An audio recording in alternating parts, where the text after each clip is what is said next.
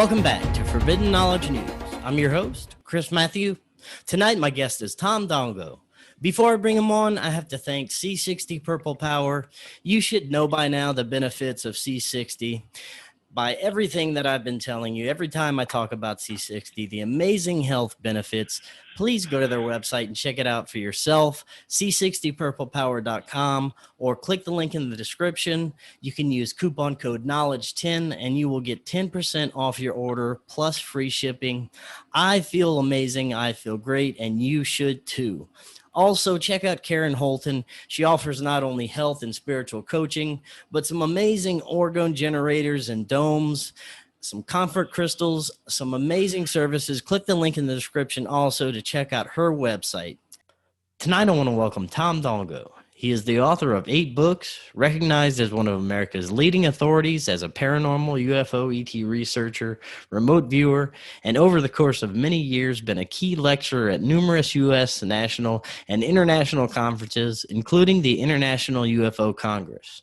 He studied at the Berkeley International Psychic Institute in Santa Cruz, California, and has spent the last 30 years in the greater Sedona, Arizona area, which is known as one of the premier UFO hotspots of the world. Tom, welcome. How are you tonight? Well, I'm doing great. Glad to be here on your show. Thank you so much for joining us. I've been looking forward to it because you spent so many years researching this phenomenon and even had many of your own unexplained experiences. But the field of ufology is extremely complex, especially now with so many differing viewpoints when it comes to this, and not only the UFO phenomenon, but paranormal and high strangeness in general. And you can also now add the recent information coming from our own military sources and mainstream media, who, of course, you can always trust and believe. But what I'd like to start with tonight is what got you involved with ufology and psychic phenomenon?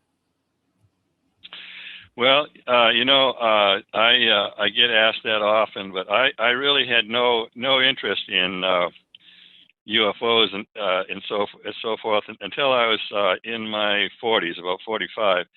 I had a few UFO sightings. I grew up in Maine, in Falmouth, Maine, and I had some very strange UFO sightings back when I was about 19 years old, with red lights flying around in the sky. So I really didn't even know what a UFO was, so I just took note of it and remembered it. And one in particular I'll never forget. I walked out my door one night and there was a red light. I was right on the edge of a broad valley, and at the bottom of this valley was a power line, a main power line through the state, high power lines. And I saw this strange red. It was a crimson red. I've seen it many times, this crimson red. And it slowly was going down, and I lost it in the trees, but then it would come back up and just hang there in the air for a while, and it did it again. It went down and it came up, and then it went down and it stayed down. This later on I found out that the UFOs were draining the power out of these high power lines, and this was a main power line for the state. When went north when south. was this again? Would have been about 1964. Okay. Yeah. So anyway, I later learned I was going to drive down there just as the heck of it and see. And I later learned I've interviewed about 500 people that have had UFO and contactee experiences, and I would have been a fool to go down there, because that's how people have missing time. So I'm glad I didn't go down there, because it's a real lonely spot. There's really no houses down there. So at any rate, I'm glad I didn't go down. It might not have been too good. I've seen probably 400 now in the intervening time. I'm 75 now, so I've been at this for a long time. I've seen about 400 or 500 UFOs. Some were metal crafts. They had most of them were discs or orbs, and usually if it's a big orb, if it's 50 feet across, that's when the ships propulsion systems are fired up to the full. There's a ball of energy that surrounds the ship, and it's usually orange, red, white, but usually orange. I've seen many, many of those, and I've seen the ship stop, and the glow around the ship dissipates slowly, and then you see a disc. I've seen it many times. And actually, just to poke this story in here, I don't think I've ever told it, but Bob Short was a great friend of mine. He died about 2 years ago, and he was in with Van Tassel, George Van Tassel, and George Adamski, and all those guys. In fact, his wife was a good friend of George Adamski. So anyway, Bob told me this story one time. He was down in the Arizona desert near Phoenix, and then it was extremely desolate. This would have been probably in the early 50s.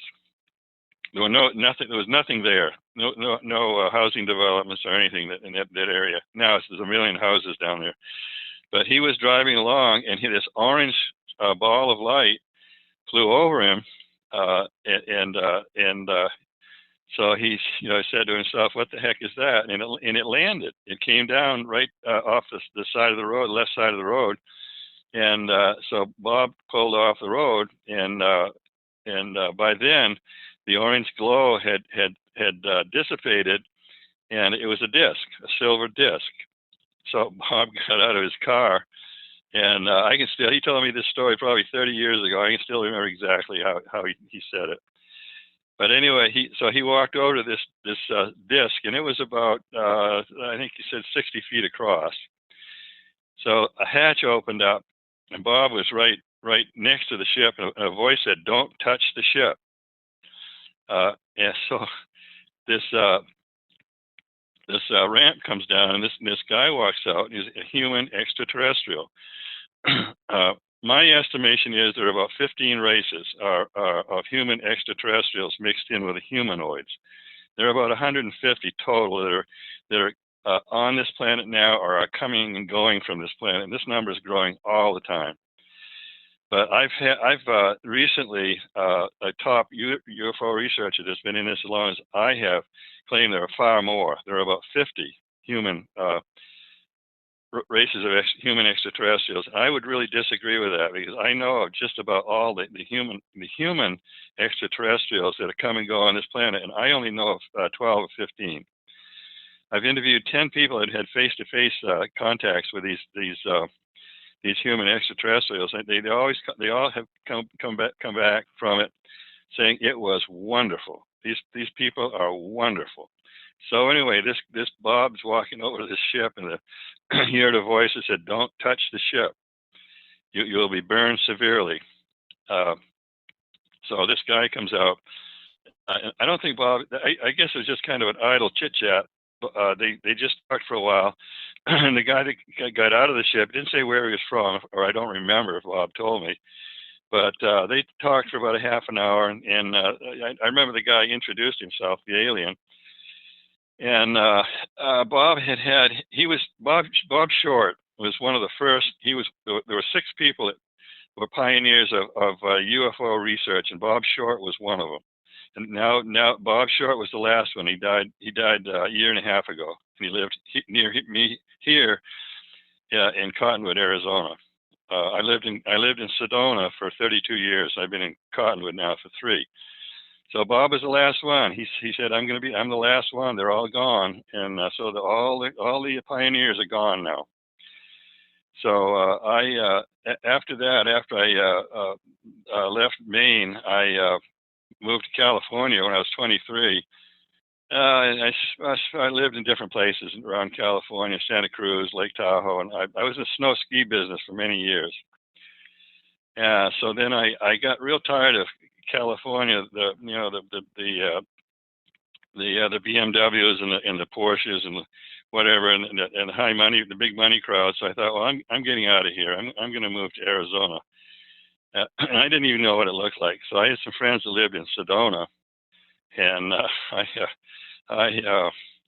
well, that's a good enough place. I thought it was like Phoenix, all sand and cactus, right, and bushes and poisonous snakes.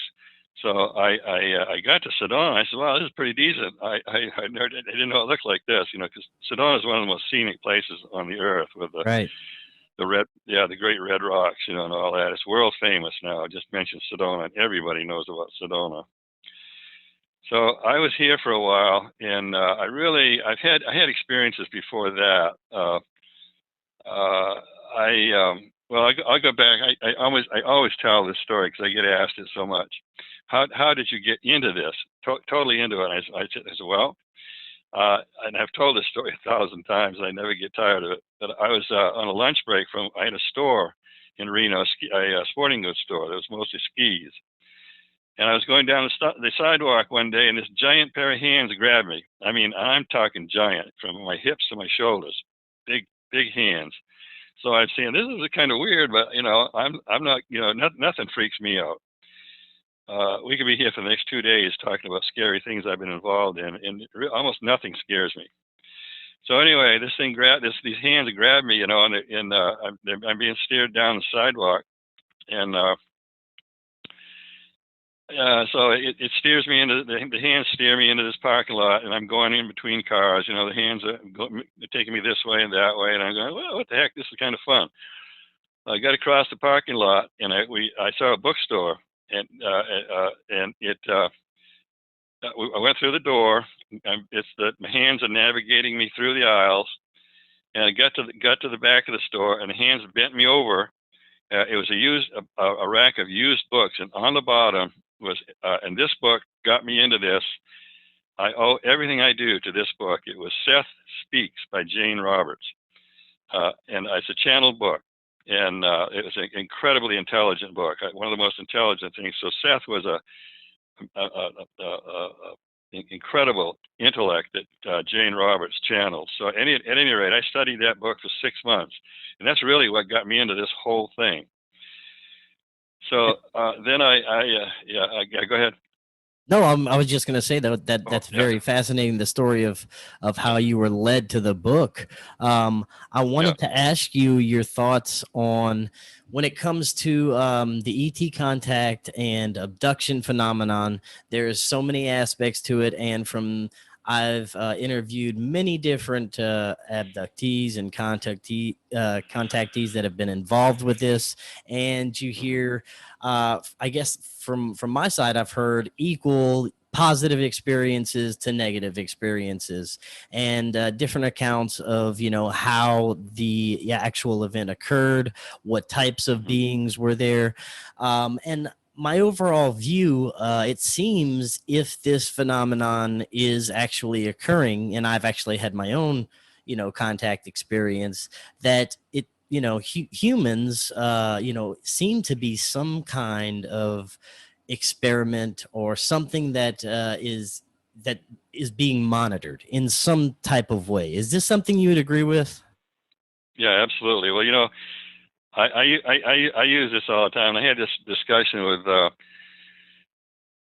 Linda Moulton Howe, and you know, when Charles Fort, when he stopped doing, he was the first paranormal researcher, and when Charles Fort quit, all he had for research resources were newspaper clippings and magazine articles. That's all he had. Look at the stuff we've got. We've got everything now these days. That's all he had was newspaper articles. So he came to the last thing Charles Fort said, and I stick with this even now, and so does Linda Howe to a certain extent. But Charles Fort said, "We are somebody's herd of cattle," and I agree with that totally, because I think you know, they're in a way they're harvesting people, you know, and it gets real strange. There are good extraterrestrials and there are bad extraterrestrials, and I am an expert remote viewer. I was born with a fantastic remote viewing ability, so I can probe some of these things, you know, and the humanoids are a little real strange. Some of them are millions of years ahead of us, so naturally they'd regard us as ants. So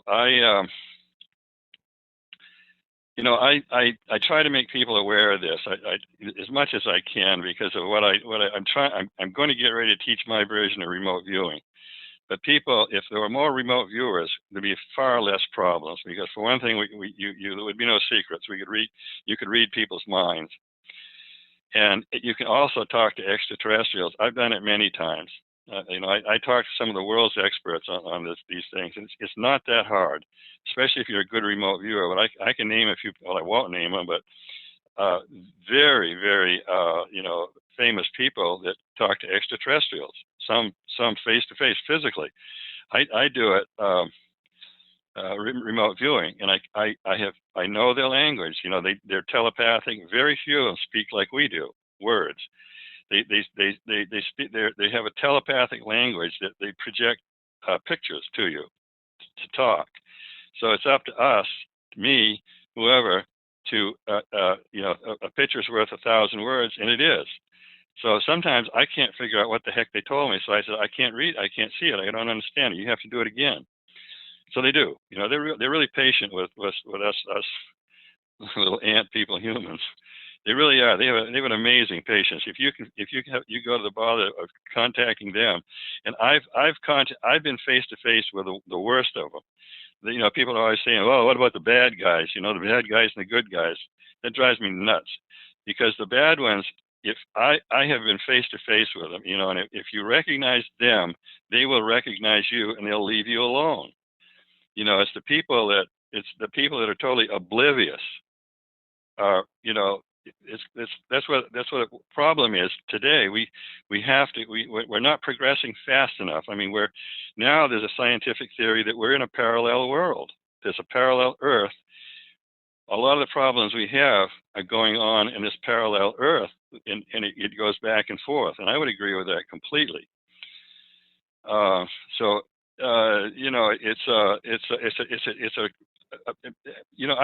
had a meeting the other day with a physicist. I'm really proud of this.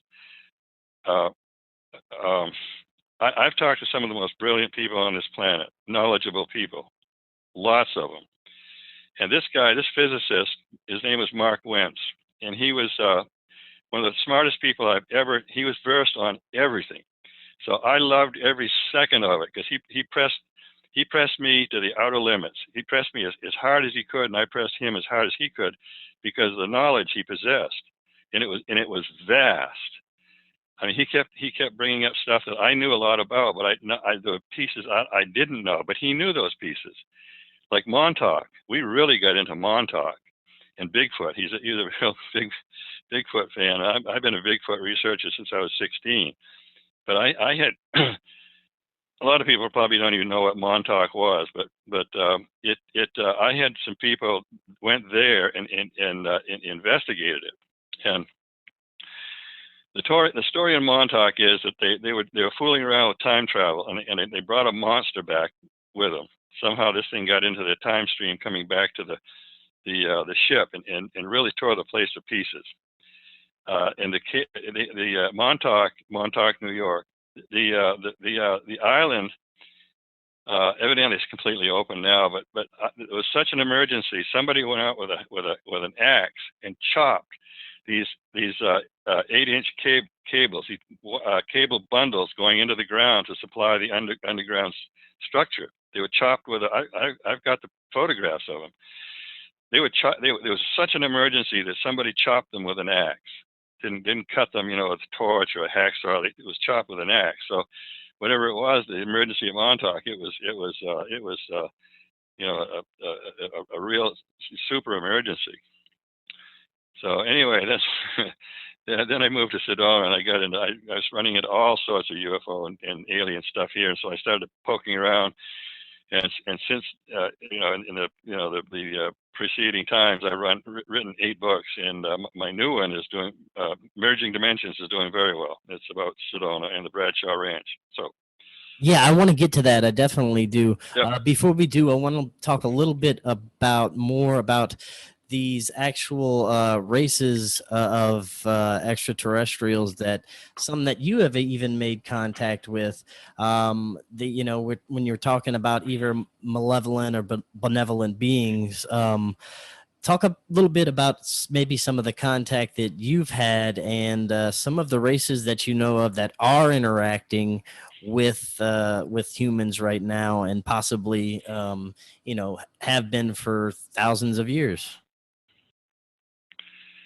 Well, they're all dealing with us one way or another, and I'll stick to my estimate of 15 races. And there's probably about 125 races of humanoids. They're not human.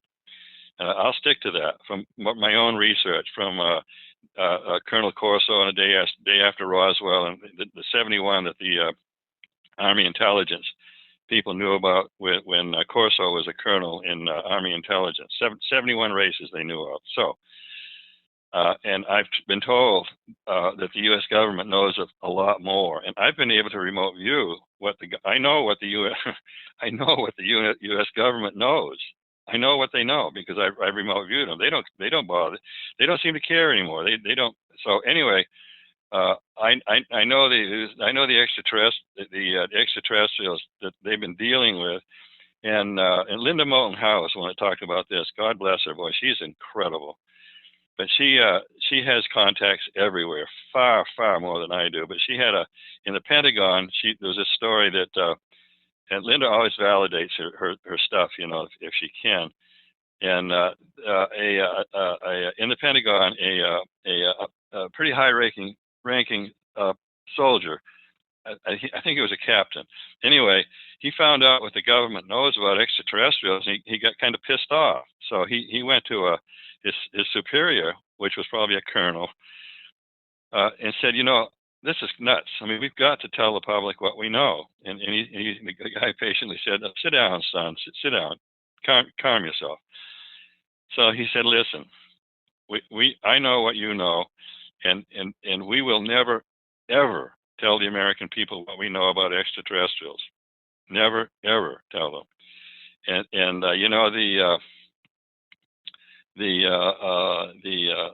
what's that institute? I've got it written down here somewhere. But anyway, there's an institute. The government hired this institute about 25 years ago. Very prestigious institute to do research on. The government told them what they knew about extraterrestrials, and they said go out and do a survey, and to see what the reaction from the public would have. I mean, this is 30 years ago, so I'm sure now it'd be quite a bit different. So they went out and interviewed the public and did some research, and they came back 6 months later and said, don't tell them anything. Because for two reasons. The world economy would collapse within days, and there would be a revolution amongst the religions. He said, don't tell them anything. So that's what started it with the government, not revealing what they know. And I don't blame them. I think the reaction would be horrendous. I mean, it wouldn't, for people, that listeners here and you and me, we'd be fine with it. But the Joe Sixpack, it would be hell. So I can clearly understand why they wouldn't reveal these things, But so, at any rate, what I talk about these days, I wouldn't have dared to talk about 5 years ago. So everything's changing fast, but is it going to change fast enough? Right. Are we? Oh, yeah, go ahead. No, go ahead and finish your thought. Yeah. No, if you don't stop me, I'll ramble on till 3 o'clock. If 3 o'clock in the morning, what were you going to say? I was just going to say that, with everything we're seeing coming now from the mainstream media and all these, Pentagon videos, the Tic Tac, all these new things that are coming out right now that people have been paying attention to, you would have hoped that more people would at least be open to the idea of the UFO phenomenon and being a little bit more prepared. And I think that could be a part of the reason why this is popping up more in the mainstream. I'm not sure completely, and I don't trust the sources, but I think that may be a possibility why we're seeing a little bit more of this stuff. What do you think's going on with the uptick of the information that's coming out of the mainstream media about UFOs? Oh, we all know that the mainstream media has been manipulated by just a handful of people now. They're owned and manipulated by a handful, so they choose what we see, right, and hear. Yeah, and so I have inside sources, and some of them have come forward, and some of them have died. Before they died, they told they told me everything, right? And some of these were high-ranking military people, not just me, lots of people, some of them. But a lot of these, like that Tic Tac thing, those are our ships.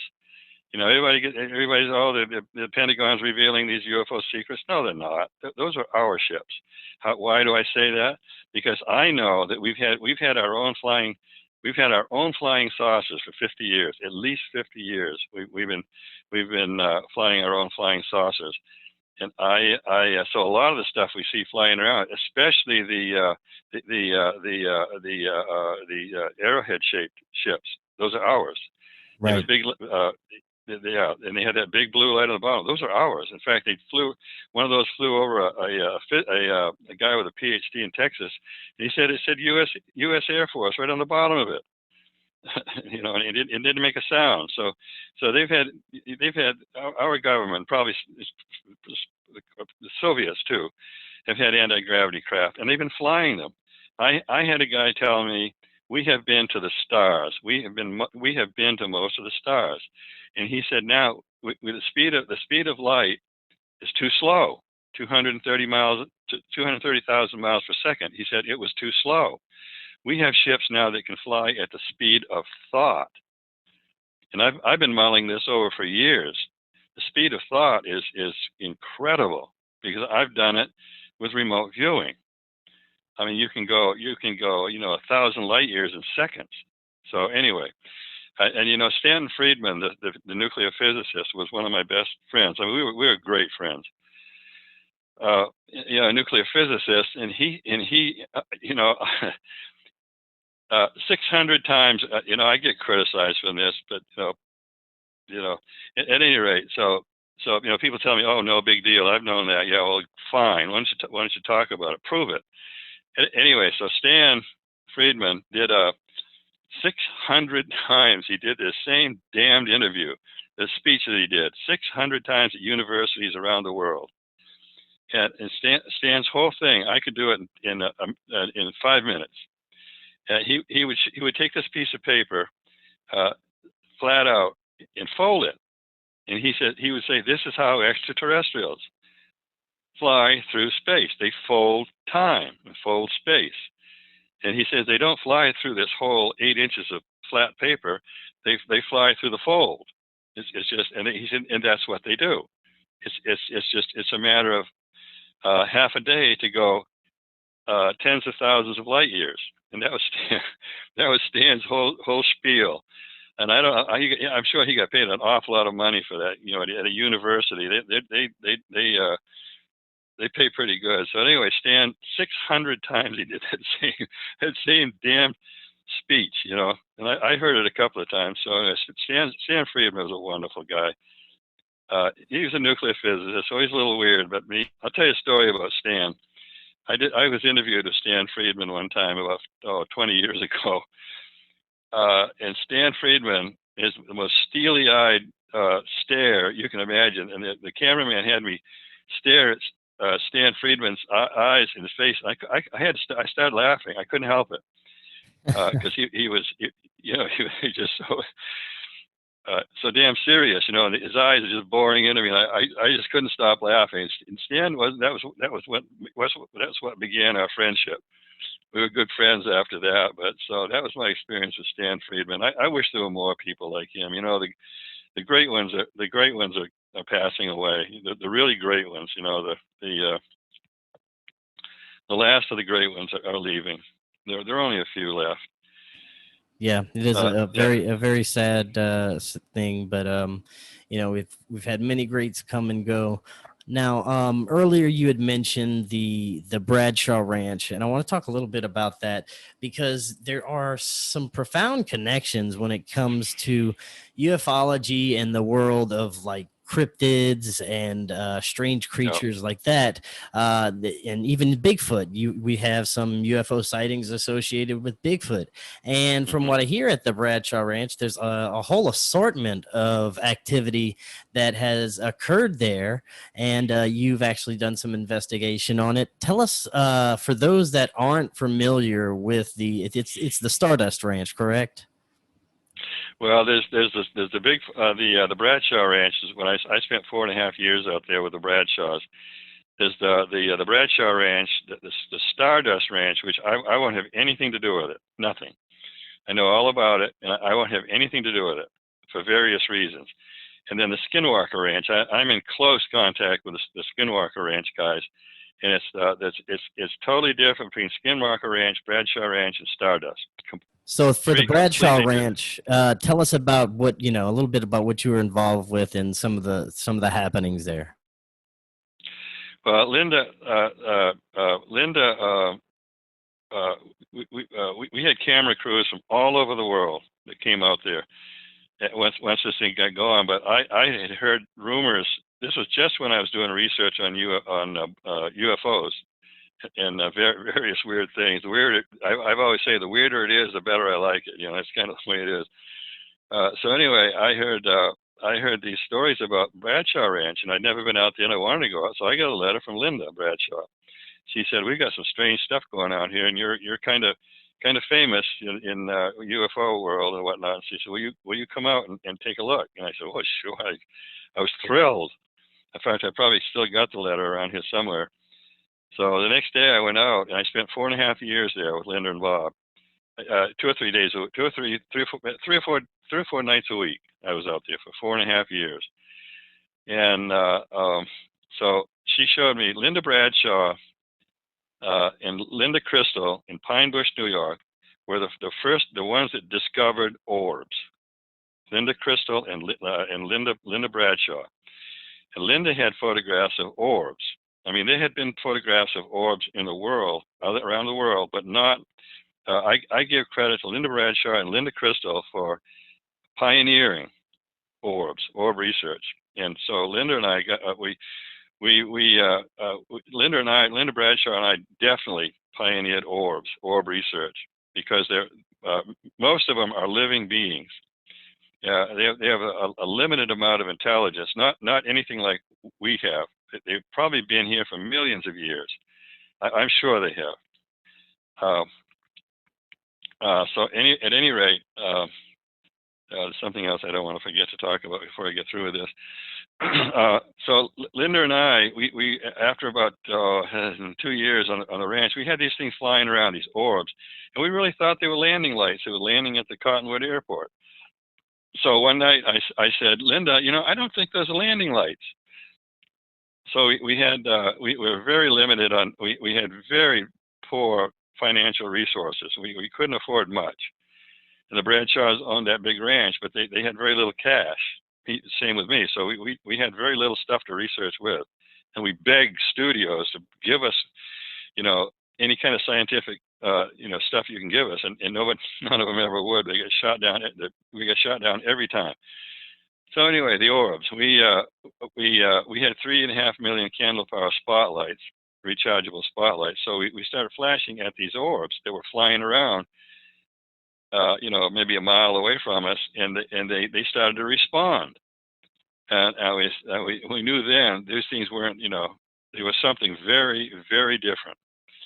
And we would do Morse code stuff, flash, flash, flash, 2, 3, 3, 4, 5, and they would respond. They'd flash back in the same sequence. So we knew we were really onto something then. And they were like timid wild animals. They would come closer, and Linda was good at getting them to come close. They would come close to her. Actually, one time they lined up on the ridge above the ranch, and I tried to take a picture of it, but we only had cheap 35 millimeter cameras. I mean, if we had even a cell phone camera now, we could have gotten good photographs of those things. And we didn't have a video camera because they weren't out, good ones that weren't out yet then. But I have 2 Sony cameras They're high 8. They were obsolete a year after I bought them. They're both brand new, but they're high 8 and 0 lux. And anything the human eye can see at night, those cameras will film. They're incredible. So anyway, we didn't have video cameras, so we did the best we could with you know, the spotlights and 35 millimeter film cameras. And the orbs would come close to us, and somebody wrote a book, somebody with a PhD a few years afterwards, somebody in New York, and I can't remember his name.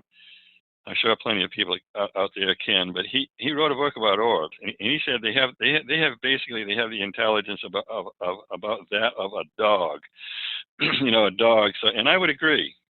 They were like timid wild animals, is the way they reacted. Linda, we finally did get a video camera that would film, camcorder that would film at night. And Linda, we did this a lot. We'd walk forward, but take pictures behind us with flash and whatnot. And so Linda had videotaped one. She was walking forward back to the ranch. She put the camera behind her and turned it on, and there was an orb, a white, about an 8-inch glowing white orb following her, about 10 feet behind her. It was sneaking from tree to tree, but it was right behind her. And so what Linda and I did, what we originated was nighttime flash photography, because what a camera can see 80% more than the human eye can see. I've got a video that explains that. But we have us humans have a very narrow range of sight of what we can see. Something might be right in front of us, but we can't see it. But the camera can. On a flash, you take a flash picture, and then on digital, it's instant. If you got something on digital, it's right there. It doesn't cost anything. But 35 millimeter film got really expensive, so we would just buy rolls and not develop it, but just develop the negative, and then look at on a fluorescent light. We'd look at the negative, see if there's anything on the negative, then we would develop it. So that's how we got into this. And so it kind of blossomed from there. And Bob Bradshaw had he bought the ranch in 1949, and it was I believe it was 190 acres. It was 90 acres when they sold it. But Bob Bradshaw, he was a good old redneck Arizona cowboy. He was out one day, and a UFO landed right in front of him, a disc, and it had about 100 orbs around it. This was at 2 o'clock in the afternoon. It came over the hill, landed on the ranch. So that was enough for Bob. He was on national TV talking about this twice. He was real nervous talking about it. After that night, he would not come out. Linda would go, you know, we couldn't get him out. He'd stay inside and watch TV. And Linda would go in, you know, say, Bob, you got to come out. You got to see what this is. You got to see this thing. He wouldn't. Nope, I'm not coming out. So anyway, it went on from there. And we had camera crews from all over the world, everywhere in the world. And we tried to get them to donate or whatever scientific equipment to us. And we said, you can have all the rights to what we film while we have this stuff. And the crews would go back to the studios. Like I remember Universal Studios really well, because the camera crew had seen the things we saw, and they were really gung-ho about it. And they got back to the Universal Studios, and they got shot down big time. And that happened every single time with a camera crew. So we ended up, using, very inadequate equipment when we should have had scientific stuff on the ranch, because we knew it was going to end suddenly.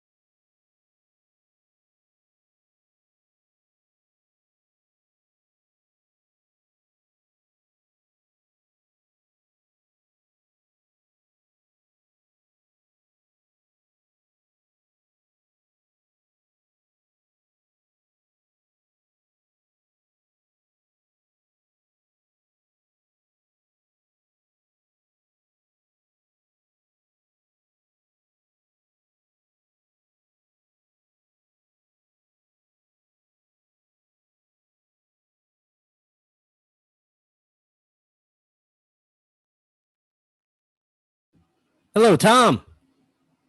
Yeah, Chris, it just Hey, went dead. What happened? I'm not sure. You got cut off there. That was very strange. The line just went off. But you, I remember where you were. You were talking about the filming at the Bradshaw Ranch. How you really didn't have the adequate equipment that you needed to capture some of the phenomenon that was happening. I was wondering if you could kind of pick up from there and tell us about some of the more profound phenomenon that was occurring on the ranch, that you were either able to capture or witness yourself. Yeah, so we didn't lose much then, maybe a couple of minutes. Yeah, uh, it was so, my new book, Merging Dimensions, is merging. It's not emerging, it's merging with an M, Merging Dimensions.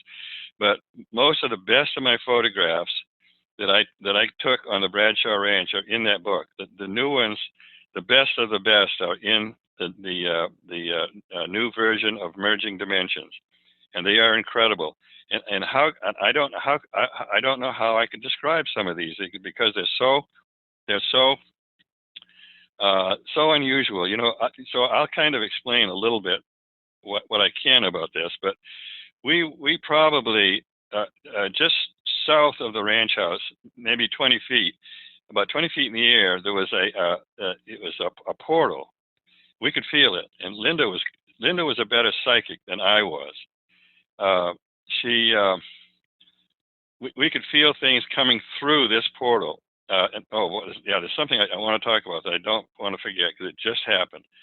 Um, um, so so uh, um, I got 20 things on my mind at once. My mouth is always 3 seconds ahead of my mind, so bear with me. Uh, so anyway, these things would come through this portal, and we knew that they could see us, but we couldn't see them. And they were probably from another dimension. Uh, so we would take flash pictures, and a lot of the stuff that's in my book, that's how we got it. We take a flash picture, and the next day develop the film, and we'd see there's something on there that we didn't see, but the camera got it. Strange things like one night, and this stuff defies explanation. It really does. It's so strange. Uh, the we Linda and I, just by sheer chance, flashed at the same time. Both cameras, we flashed at exactly the same time, which is almost impossible to do. And there was up above us, maybe 10 feet above us, was a white feather. It was about 15 feet long, and we both got it. We could see it, but it didn't record on the cameras, and it was a Linda and I said this many times. I say, Linda, if you didn't see that the same time I did, I would for sure think I was insane. And she said, yeah, me too. If you hadn't been in and witnessed what I just saw, I would think I was nuts too. So this happened time after time after time there. And Bigfoot, there was Bigfoot activity there, and it still is. It's still ongoing. It's just a few weeks ago, the Bradshaw Ranch now is in ruins. It's leased. It's the U.S. government bought the Bradshaw Ranch, all 90 acres, and then the ranch buildings were abandoned. Now everything's in ruins. The doors are smashed in, the windows are smashed in. There's graffiti on the walls. The weeds are waist high, so they're going to bulldoze the ranch houses and build. The University of Northern Arizona is going to build a dormitory there and do native Arizona plant research there to see how the weather affects them, rains, whatever. So they haven't done it yet. So they're about a year overdue on that because they probably read my books and found out how strange it is there. Anyway, it we there've been oh yeah, so the Bigfoot. Just a couple of weeks ago, there somebody was people can still get on the Bradshaw Ranch. They don't have guards there anymore for some reasons. They can just walk right onto the ranch. But there was a Bigfoot handprint on somebody's car. and it hasn't rained hardly any for 6 months here. So, but it was wet, and this has happened twice that I know of. Is it somebody playing a prank? Absolutely not, because there's nobody near that, and nobody's going to go to the trouble of, getting a big muddy hand and putting a handprint on a person's car and a huge handprint. And so there was Linda Bradshaw. I always say I had a hard time with this, with the super strange stuff that happened on the Bradshaw Ranch. I had a lot of problems with Linda's Bigfoot. That she named Big Girl. It was a white Bigfoot. I had a lot of trouble with that, even with the incredible things that happened. So Linda would leave food out for in a place where only something 8 feet tall could reach. Nothing else could get to it. And so she'd come out the next day, and all the food would be gone, grapes, bananas, whatever she left, and there would be sticks. The ground underneath it would be cleared out, and then sticks would be arranged in a certain pattern. And big feet do that. So I tell this story every radio show I'm on. The ranch hands thought we were nuts. I mean, they thought we were real fruitcakes, and they were good at criticizing us. I'm used to that. I've had it done to me millions of times now. But at any rate, I love this story. They really thought we were nuts, some real fruitcakes. And anyway, so they went deer hunting. Three of those ranch hands went hunting on the ranch one day, and Linda said she saw them going, disappearing a couple of 100 yards away. And then she heard this blood-curdling scream, and it was the Bigfoot. It was the big girl, the Bigfoot, because Bigfoot do not like guns, clearly, and they're very gentle creatures. They are not violent creatures at all, unless they've been shot or something. So anyway, a few minutes later, these three guys come back running the 100-yard dash with their guns, burst into the living room, threw the guns into the corner, and ran out yelling, "We believe, we believe." They went, got into the pickup, went in town, and got drunk. Very interesting. Yeah. Yeah, the Bigfoot phenomenon, that's another one that I still can't wrap my head around, and I believe that there needs so much more evidence and more research to be done on this, because it does tie into so many of the other strange phenomenon that's occurred. If you look at testimony, some of the testimony from books like Missing 411, David Paulides' book, where people would just go missing from the forest, or they'd see UFOs before these strange encounters with these creatures. Yep. So it seems to be linked in some kind of way. Well, I've got evidence, so much evidence on UFOs, and I'm actually thinking about writing a story about all the true UFO, true Bigfoot incidents I know of that I've been able to research and validate. And one of the strangest is I could go on for the next hour telling Bigfoot stories, true Bigfoot stories that I've been able to validate. One was this guy was telling me, and most of these people I talk to, 99% of them are absolutely normal, rational, everyday people with nothing to gain by telling me these stories. They know they're not going to be famous, they're not going to make a lot of money. But anyway, this one guy, I can't remember him now. I haven't seen him for a while, but I knew him really well. But a couple of years ago, he told me this story about his grandparents in Kentucky. It was about 1885.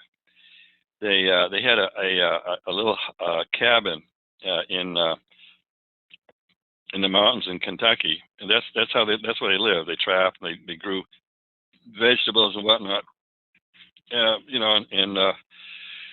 So for some reason, a young Bigfoot showed up. In some of these places, the Bigfoot they're taken for granted. I mean, they're just nothing unusual whatsoever. Like I could tell stories for the next hour about that kind of stuff. But so anyway, this young Bigfoot showed up, and it was cold. They could tell it was really cold, and it was very, very gentle. It was very, it was a really not threatening at all. So they could tell it wanted to come in because it was warm in the cabin. And evidently this went on. He said this went on all winter. The Bigfoot would come to the door. They let him in, or her. and it would go over by the stove and just stand there. No, not touch anything. Just get warm, get good and warm, and then go out. And if it wouldn't go out, she'd chase it out with a broom, smack it with a broom. And you know, so that it sounds crazy, but it isn't. That's what I know many stories like that, and some of them have come from the CIA. I can tell some CIA stories about Bigfoot. So anyway, that's one of the strangest. And how much time we got? Well, we got a few more minutes. We got about 10, 15 more minutes, but I do want to go into a direction that you touched on earlier about how much the military knows and how much of this technology that we're seeing in the skies is the military, and how far in the stars have we gone. Have we gone to the moon? Have we gone beyond to Mars, to different solar systems? How advanced do you think we are here already? And do you think we are actually, you know, working with possible off-world entities or extraterrestrials? Okay, there's one guy. His first name is Frank. He was he had a cosmic top secret clearance. I know about 5 people that have or had cosmic top secret clearance. That's 40 levels higher than the President of the United States, so it's pretty high. But he was saying, he wrote a book, and the publisher gave it to me to proofread. And I said, you know, well, I'll take a shot at it, but I'll correct any obvious errors if there is any. So anyway, he was saying that he was saying, come on, you know, in the intelligence networks, naval intelligence, army intelligence, and I know a few of them. He's saying the U.S. government has been dealing face to face with extraterrestrials since the early 40s, and probably into about 1935. He says we all know it. So, and they've been dealing and trading and whatnot, trading information, equipment, whatnot, you know, since about 1943. And Hitler was clearly, I mean, we get going on that. Hitler clearly was dealing with extraterrestrials towards the end. So anyway, and I've seen photographs of the ships that they've been flying, and I have a friend that was a top level government person, and he said, we have bases on Mars. I've been there. We have bases on the moon, and we aren't the only ones on the moon. And he said he didn't want to talk about the moon too much, but he says no, this is, people just don't know. And, you know, Ben Rich, who just died recently, he was the chairman of Lockheed Aircraft. Right. And he said, yeah, and he said, you know, and this is absolute truth, and this is just scratching the surface. He said, whatever you know or think you know, we're 2,000 years ahead of that. Just use your imagination. We've got stuff that the aliens have, but they're not. You know, and we've had anti-gravity for 50 years, but we're still flying jets that burn fossil fuel. It's nuts. Because I'll tell you a quick story. Otis T. Carr and Frank, shoot, I can't remember his name, but Otis T. Carr built they had, back in the 60s, they built 3 flying saucers, and they were flying them. And Grant, I can't remember Frank's name, but at any rate, so one day the military showed up, and they just had a test flight of one of these things, anti-gravity. They were powered by crystals. So the military says, if you fly those again, we'll shoot them down. And so Otis T. Carr said, why? Because if we let you build those things commercially, you will put hundreds of thousands of people out of work in the petroleum business and the airline business. That was what they said. Yeah, I mean, it's pretty perplexing how much the technology that we could be seeing right now that could absolutely change the course of human history, change the way we travel, change the way we live, our health, economy, everything, for the better. But we wouldn't see these technologies because they're probably using them for their own nefarious purposes that Absolutely we're right. seeing right now. You know the book Stranger at the Pentagon by Dr. Frank Stranges, right? Yes, I'm familiar with that. Yeah. So anyway, Craig Campobasso is a very good friend of mine, and Craig was closer into this than I was. But the Stranger and Craig tells me he's still there, Valiant Thor, and Valiant Thor landed in Pennsylvania back in the 50s, I guess. I've tried to fill some of these things that I don't know about. So the police ended up taking him to the Pentagon. They dropped him off at the Pentagon. He walked right into the Pentagon. And so Valiant Thor offered Eisenhower, we can give you, let's see if I get this right. We can offer you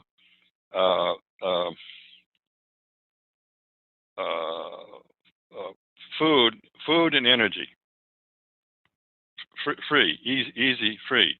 And Eisenhower turned him down because he said, because if we take this technology you're giving us, it will put so many people. There are so many people that won't have anything to do, but they have an easy life.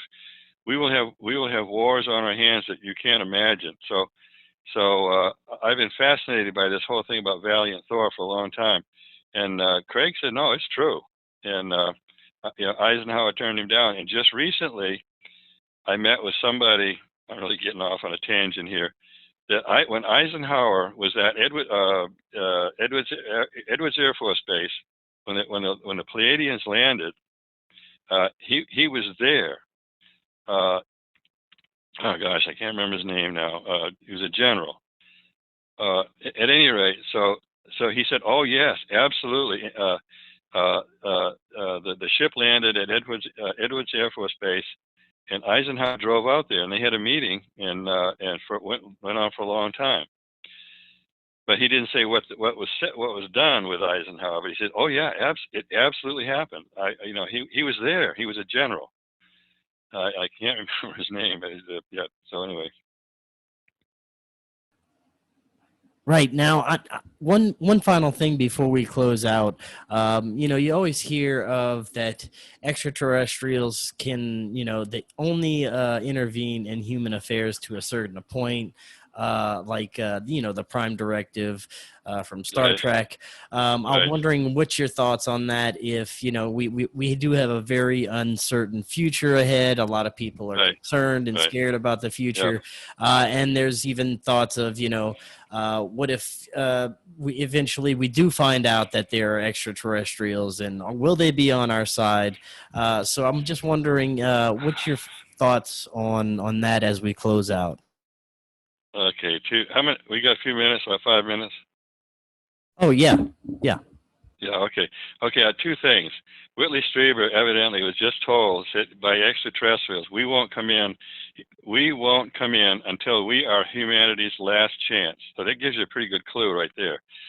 So Bill Hamilton, who was the top UFO researcher in the world, Bill and I were best friends. In fact, oh boy, I could tell stories about me and Bill. But anyway, so Bill interviewed this guy that had just had human extraterrestrial contact, and that the Earth guy asked the extraterrestrial. He said, "Why don't you come in and stop us before we kill all of us? We kill ourselves off and destroy the planet." And the extraterrestrial some people go nuts about me when I talk about this. The extraterrestrial told him, "We can't, because whatever we do, you do as a result of our intervention in your affairs, we will get blamed for it. We will get penalized for it."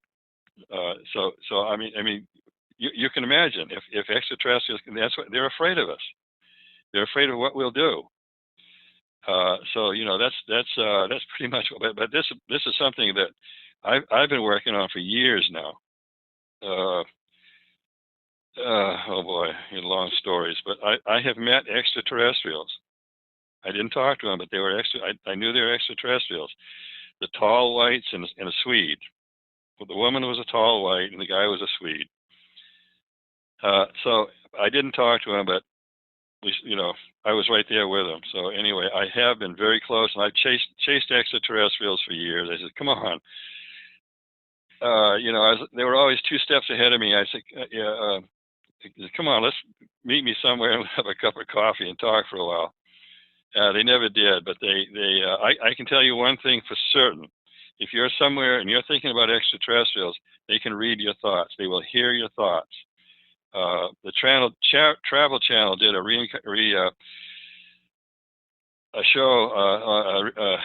reenactment of an experience that I had by extraterrestrials reading my mind.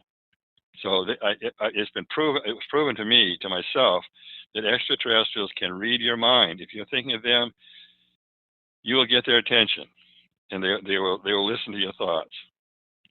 Yeah, and something you said earlier that kind of really rings true to me with my personal contact experience, which I experienced through a form of meditation, was the psychic communication that was instantaneous in the form of images and emotions that could be interpreted as words and language.